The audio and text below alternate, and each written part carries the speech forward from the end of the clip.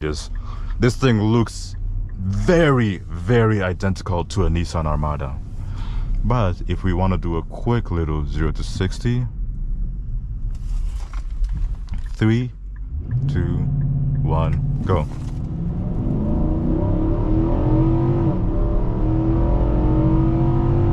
It's beautiful, it's gigantic, but let me not say beautiful, because beauty is different to everybody. Some people will look at it and be like, oh, it's ugly, but to me it gives me corrupt African politician vibes.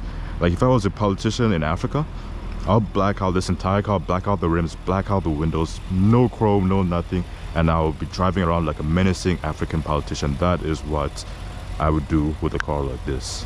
And that's what we do here, guys. We do very honest and kind of blunt reviews. That's why people are afraid to give us their higher end, nicer cars, because if I find something I don't like, I'm gonna talk about it, and I'm gonna talk about it a lot. And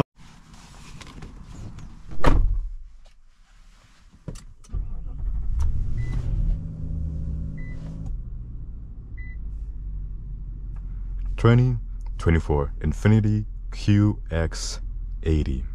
Ladies and gentlemen, we are currently sitting in a car that is approximately 120,000 Canadian dollars to own, and it still feels like a Nissan. But anyway, let us talk about some specs. 5.6 liter V8 pushing 400 horsepower and 413 pound-feet of torque, all-wheel drive with a 7-speed shiftable automatic transmission. Now let's take a look at this gigantic behemoth of a car. This is what our keys look like. Very simple. Reminds me of Nissan, and if you know me, I kind of don't like that, because you're paying a little bit extra for a car that is still pretty similar to, let's say, an Armada. But the biggest difference you will notice is the exterior. Look at how big and menacing this car looks. The road presence this thing is capable of exuding makes me happy. It brings a smile to my face, you know. It's beautiful, it's gigantic, but let me not say beautiful, because beauty is different to everybody. Some people will look at it and be like, oh, it's ugly, but to me it gives me corrupt African politician vibes.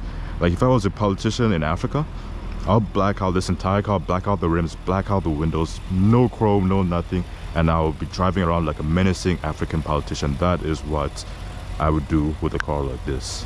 But anyways, beautiful grille and everything, but let's hop into the interior, because it is a gigantic 7-seater. So let us see what this car has to offer.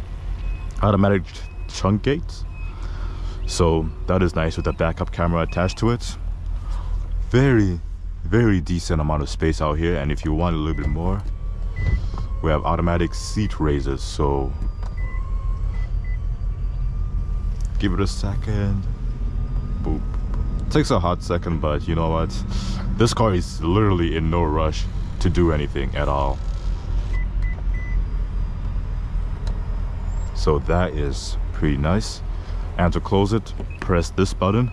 One of my favorite features, well, one of my first features I noticed as I was walking around this car, is that it has a beautiful, one of the best sounding Bose systems I've ever heard in my entire life. Beautiful quilted leather seats that are very soft to the touch. And another cool thing, we got screens back here. If we turn on the car fully, I can show you the capabilities of that, and cup holders. Very simple, but it does the job well, you know. Hopping inside, tiny little moonroof that is way too tiny. Build quality seems legit. As much as I would love this car, the thing I hate is this atrocious center console. It just feels like they could have done so much better. If you think Lexus has an outdated center console, wait until you're driving an Infiniti for $120,000. You will rediscover that Lexus may not be all that bad, but this center console just needs to be redone. And that's what we do here, guys. We do very honest and kind of blunt reviews. That's why people are afraid to give us their higher end, nicer cars, because if I find something I don't like, I'm gonna talk about it, and I'm gonna talk about it a lot. And another thing I noticed, feels like wasted space, but maybe it's just me, is this. You have wireless charging, so you tap your phone all the way in there and your phone is gone. It's a cool concept, but again, the way they just laid it out just feels meh. Just feels meh, to be honest. And let's talk about the quick turning radius. A quick 3-point turn. Testing. Crank it all the way around. This thing is hella tight, but not bad. We can kinda do a proper lane full turnaround, but again, this thing feels hulking. Feels like doesn't even feel like I should be taking this thing off-road. It just feels massive, absolutely massive. But if we do a quick little exhaust note check,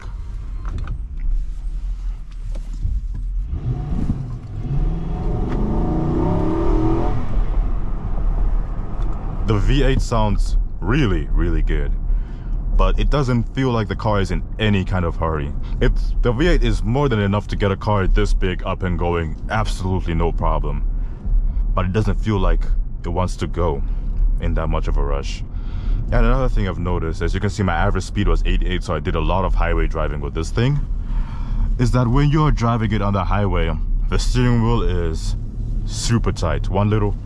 The entire car feels like it's all over the place. And the body roll, again, you can't avoid it in a car this big, but it's just something I've noticed about it while you're driving it. Takes some getting used to, but over time, I can see why somebody would fall in love with a car like this. Just do yourself a favor and don't drive an Armada, because you will notice that Infiniti, yes, I know Nissan makes Infiniti at the same time, is that Infiniti basically took an Armada and just changed the badges. This thing looks very, very identical to a Nissan Armada. But if we want to do a quick little 0 to 60, 3, 2, 1, go.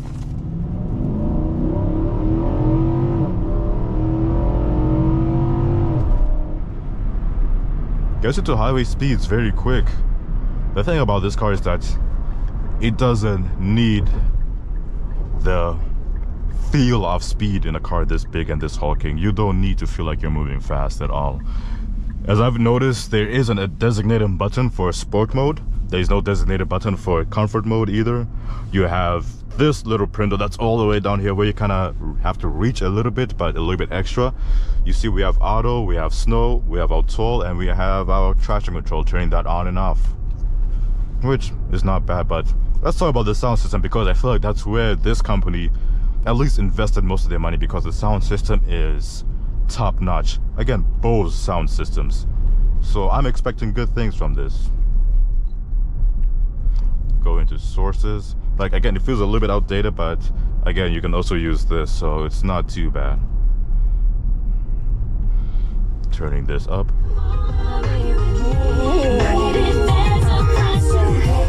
God dang, that sounds good. That really sounds good. Alright, so the rating for this car, I was gonna put it at average. Actually, I was gonna put it slightly below average because of the price, but the sound system, if you are a big person, a person who's big into music, like me for example, I love to have good music in my car. So a car like this makes the music feel much, much better, and you can customize it, make it a little bit more bassy and all that good stuff. But let's talk about suspension while we're at it. And the features, which this thing is surprisingly lacking in a lot of good features. Example, adaptive cruise control, we don't have that. We have a backup camera, and we also have the 360 camera that I cannot engage because we're driving. Kind of sucks, but yeah, we also have a camera as well. But it just feels plain Jane. Doesn't feel like this thing should be worth this amount of money. Again, that's why I said went back to the corrupt African politician thing, because this thing doesn't feel like a regular person should drive. You could probably get more bang for your buck in a Cadillac, in a Lexus, even in a Dodge. At this point, you can get way more value in a Dodge Durango. But if you want that extra prestige, that you don't want to pay too much money for the 7-seater BMWs, for example, maybe this would be a good choice for you. Let's go this way, actually. It's probably quicker. But again, when you get a car like this, you get it for the road presence. The size, the bulkiness this car has on it it's nice. It's very nice. Aside from, again, being a literal Nissan Armada, after watching this video, I encourage you guys to go look at a Nissan Armada review and tell me that this entire interior doesn't look exactly the same, except for the changes in the back seats where we have screens on the headrest, which is cool. You have kids, that will definitely help them to have an even shorter attention span. But again, we'll keep them quiet on the long drive. This car is just, it's average, it's meh. For the price, I would expect a little bit more. But let's talk about the pros of something like this. The engine is pretty much bulletproof. This little 5.6 liter V8 with 400 horsepower will outlive a lot of people as long as you maintain it and not try and beat it up every single time. But I see there's a reason why not many people drive these cars everywhere. These cars feel a little bit way too overpriced. But the 2025, I have a lot of high hopes for it because they look like they redesigned the 2025 exponentially. The exterior looks mind-bogglingly different. I just want to see what the interior looks like, because if it looks like anything like this and it's any more expensive, I will be kind of annoyed at Infiniti for doing something like that. And the thing is, Infiniti, the way it's been going lately, I haven't heard a lot of groundbreaking news from Infiniti. That's just me personally, because even their sports cars, let's go with any of their sports sedans, those things do compete. Let's say in the Nürburgring, for example, they compete well with its competitors, but they just somehow fall short every single time, where nobody, at least let's say in Canada and in the States, because I'm not sure about every other demographic of countries, where people love and look at Infiniti as a sports luxury car compared to BMW, Mercedes, and Audi, for example. And let's say we take it to the UK, for example.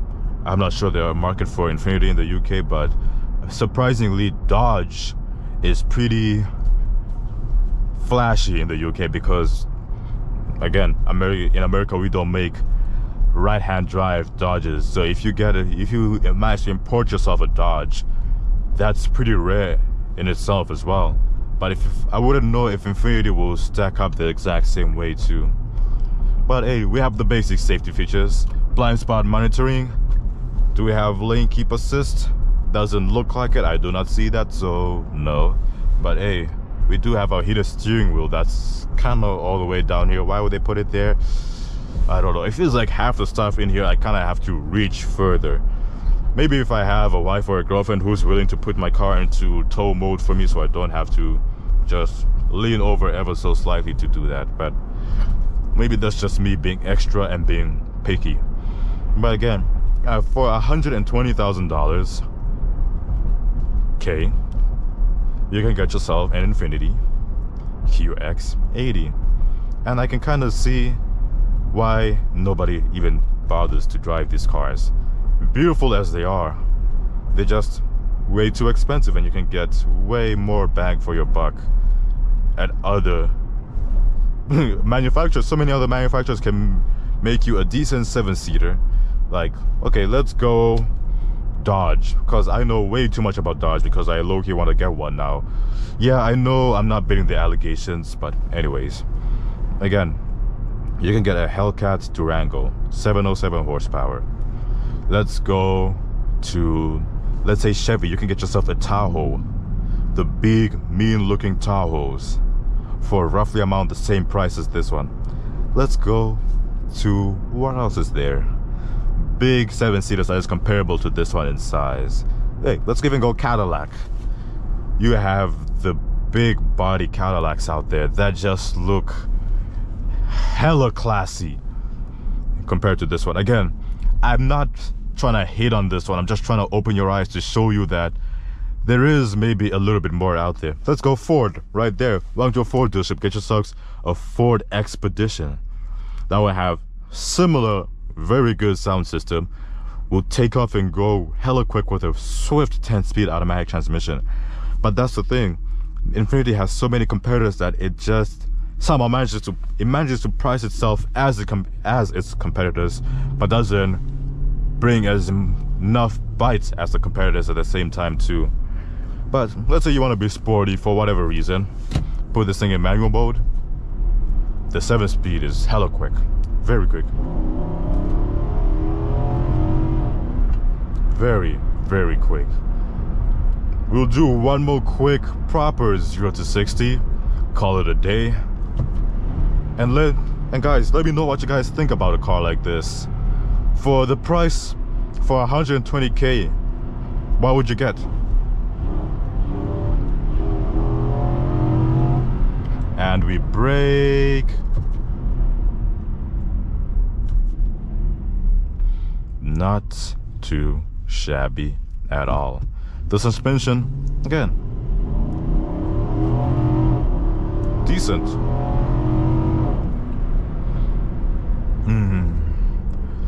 Definitely not the kind of car you want to be going quick in. And with the height advantage, because we get a lot of snows here in Canada half the time, so it's nice to have the big height advantage. But this car could be so much more. I feel like Infiniti interior designers really got lazy. The exterior is beautiful, don't get me wrong. The interior just feels lazy. That's my only gripe with this one. That is my overall conclusion. Beautiful, sexy looking car. But the interior has much more to be desired. Oh yeah, we do have lane keep assist. I don't think you'll be able to turn it off, but it is what it is at the end of the day.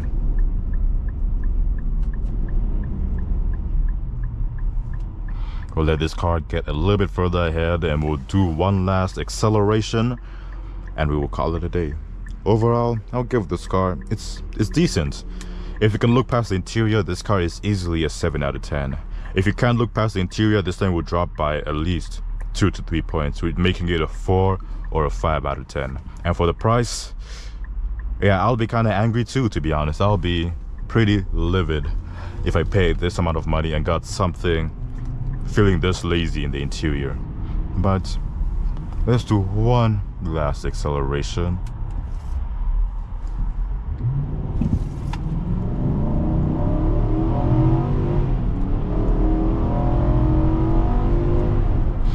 Take care guys, this has been Morty and peace.